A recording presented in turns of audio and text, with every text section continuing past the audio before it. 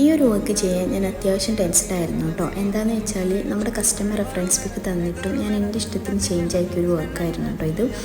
അപ്പോൾ നമ്മുടെ കസ്റ്റമർ പറഞ്ഞിട്ടുണ്ടായിരുന്നത് ഒരു A4 സൈസിലുള്ള ഫ്രെയിമും കുറച്ച് ചോക്ലേറ്റും അതിന് വെക്കാൻ പറഞ്ഞിട്ടുണ്ടായിരുന്നത്. അപ്പോൾ ഈ A4 സൈസിലുള്ള ഫ്രെയിം കൊള്ളുന്ന ബോക്സ് എനിക്ക് ഷോപ്പിൽ നിന്ന് കിട്ടിയില്ലായിരുന്നു. അപ്പോൾ ഞാൻ എൻ്റെ ഇഷ്ടത്തിനൊരു ബോക്സ് സെലക്ട് ചെയ്ത് ഇതുപോലെ ഓപ്പൺ ആക്കിയിട്ട് സെറ്റ് ചെയ്യാമെന്ന് വിചാരിച്ചു.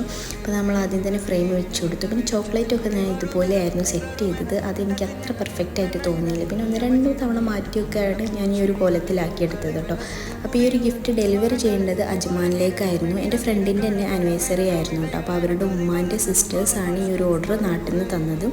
അപ്പം കസ്റ്റമർക്ക് ഞാൻ ഫോട്ടോ വീഡിയോ അയച്ചു കൊടുത്തപ്പോൾ നല്ല ടെൻഷൻ ഉണ്ടായിരുന്നു. പക്ഷേ എനിക്ക് നല്ല ഫീഡ്ബാക്ക് ആയിരുന്നു. കസ്റ്റമർക്ക് ഭയങ്കരമായിട്ട് ഇഷ്ടപ്പെട്ടു.